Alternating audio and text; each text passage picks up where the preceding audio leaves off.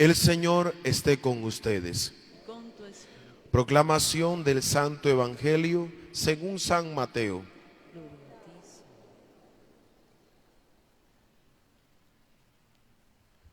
En aquel tiempo dijo Jesús a sus discípulos: No crean que he venido a abolir la ley y los profetas. No he venido a abolir, sino a dar plenitud. En verdad les digo que antes pasarán el cielo y la tierra, que deje de cumplirse hasta la última letra o tilde de la ley. El que se salte uno solo de los preceptos menos importantes y lo enseñe así a los hombres, será el menos importante en el reino de los cielos. Pero quien los cumpla y enseñe será grande en el reino de los cielos. Palabra del Señor.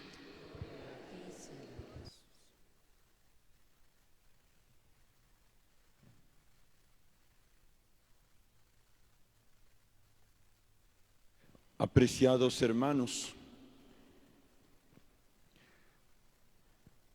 la palabra de hoy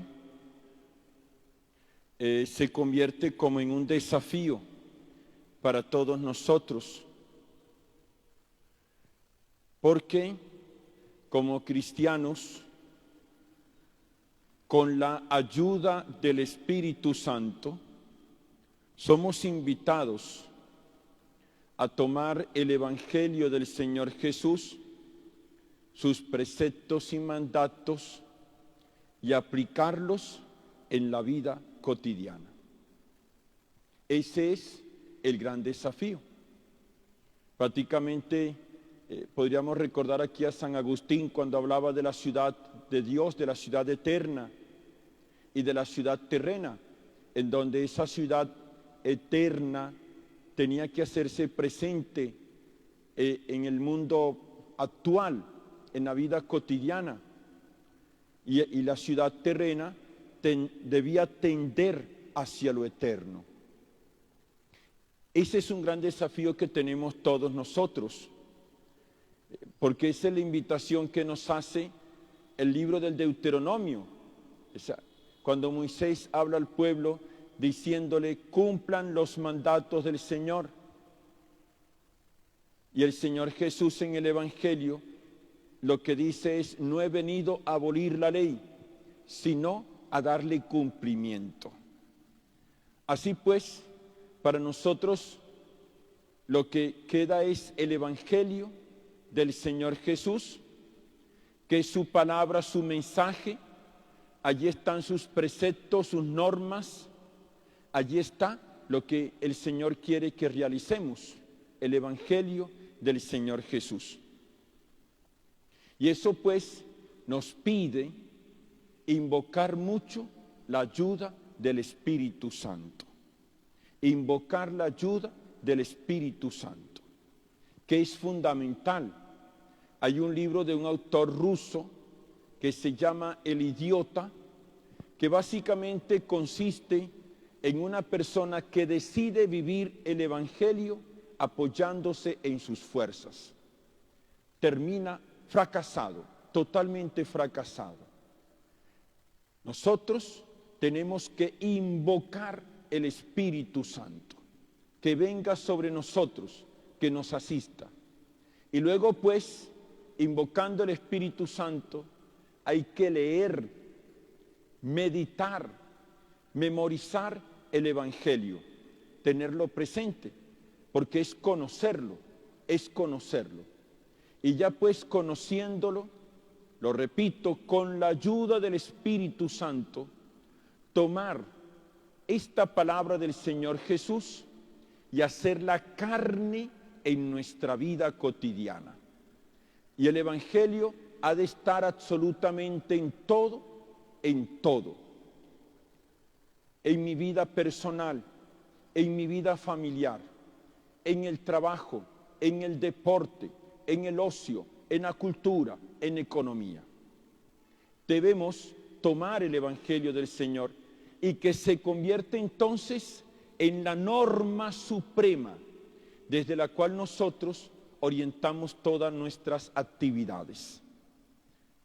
es un desafío, porque es tomar el Evangelio, donde dice, por ejemplo, ámense los unos a los otros, el Evangelio que nos invita a confiar en la providencia divina, que nos invita a perdonar 70 veces 7, que nos dice al que te pegue en la mejilla, preséntale la otra, al que te quite la capa, dale también la túnica, el Evangelio de Jesús.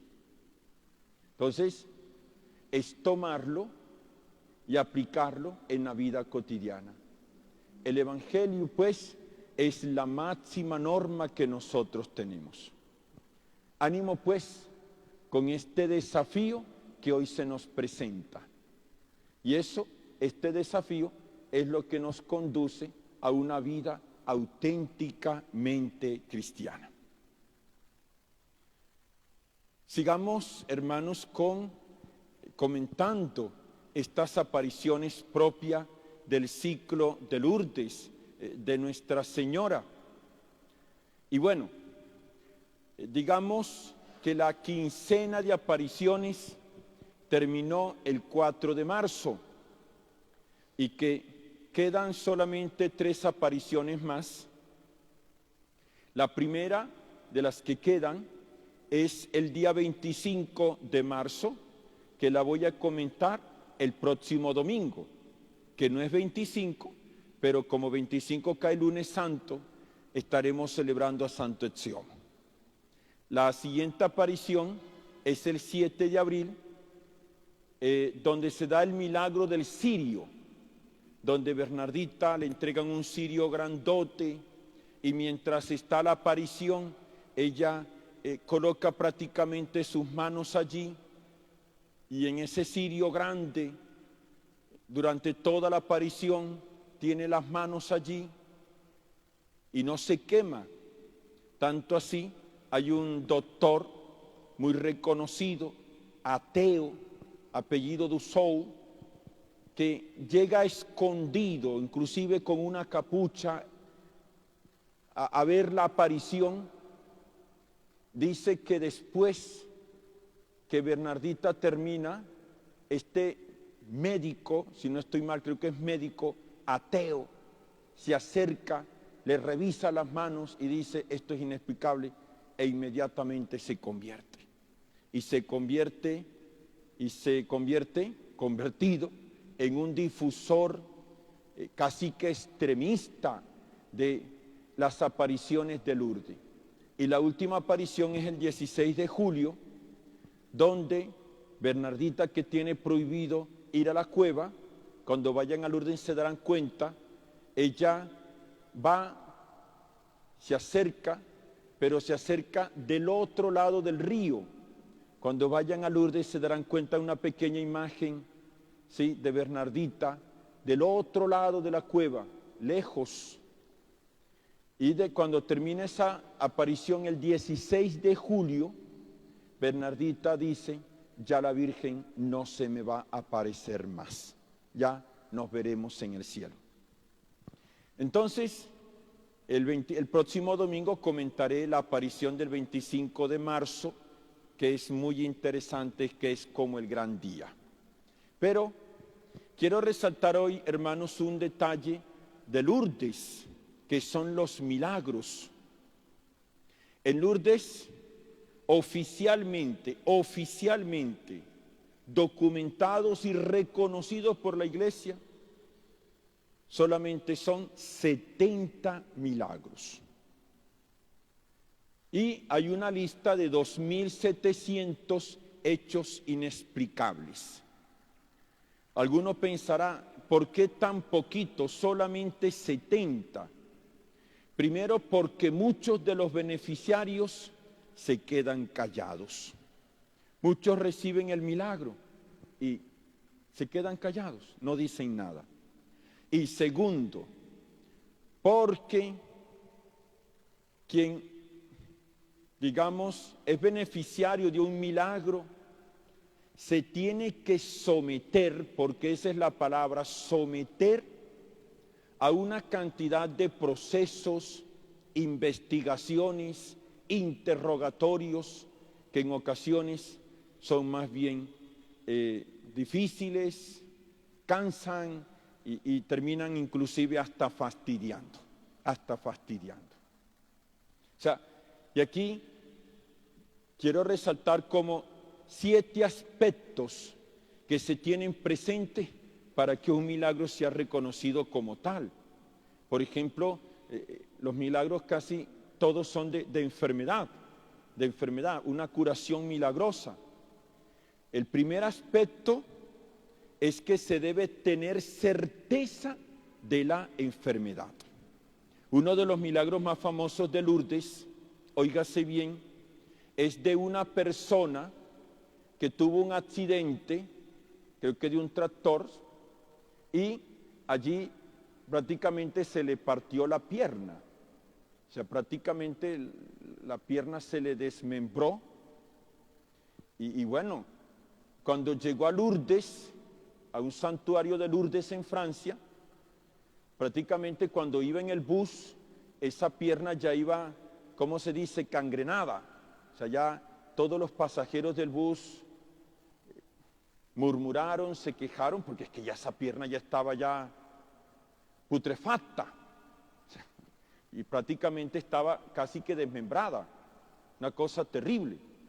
Entonces, tiene que haber constancia de la enfermedad y constancia médica. ¿Cómo es que dicen? Historia clínica, documentos que certifiquen que la persona estaba realmente enferma.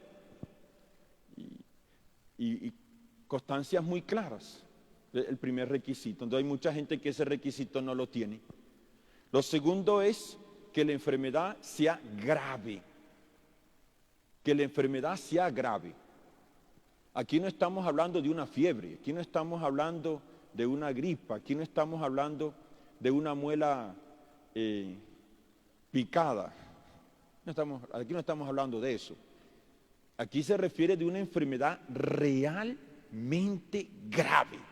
Lo que digo aquí, no una persona que tenía ya la pierna desmembrada, cangrenosa, ya que se está putrefacta con el olor terrible que no se soporta. Sí, enfermedad grave. Entonces, que la curación tiene que ser inesperada. Una cosa, ¿sí?, inesperada. Por ejemplo, esta persona cuando llegó al santuario, o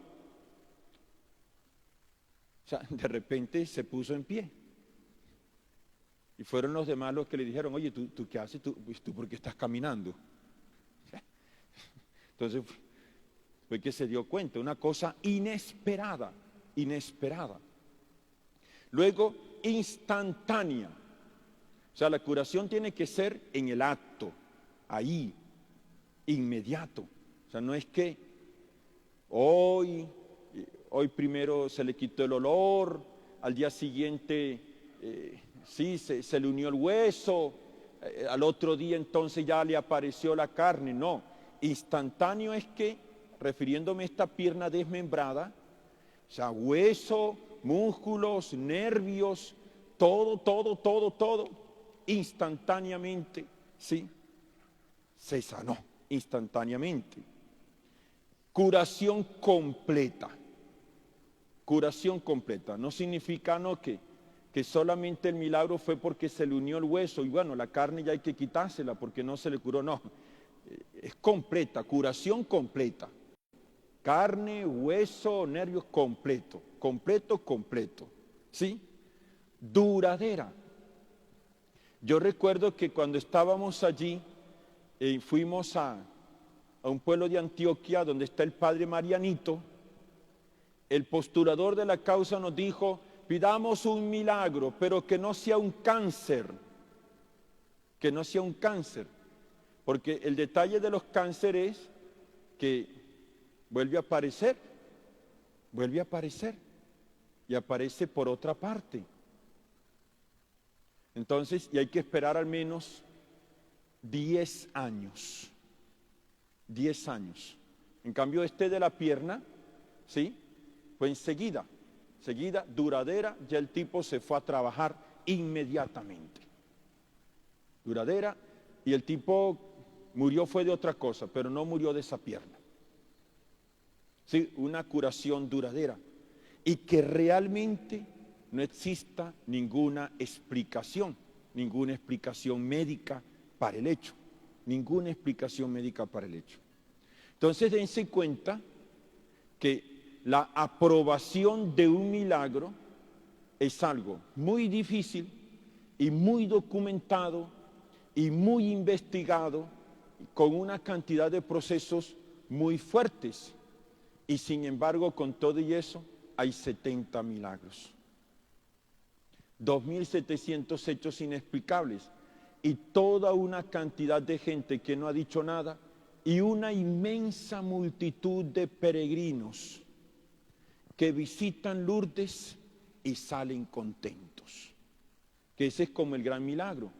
O sea, cuando uno ha ido a Lourdes, uno ve esas caravanas, esas filas inmensas de camillas de enfermos que van a Lourdes, rezan el rosario, se bañan en las piscinas, participan de las procesiones, y al final el gran milagro es que todo el mundo sale contento, que todo el mundo sale feliz de haber estado allí, de haberse confesado, de haber visitado el lugar donde se apareció la Virgen, de estar allí, porque si algo tiene Lourdes, como dice un autor italiano, es que en Lourdes vive la Virgen María.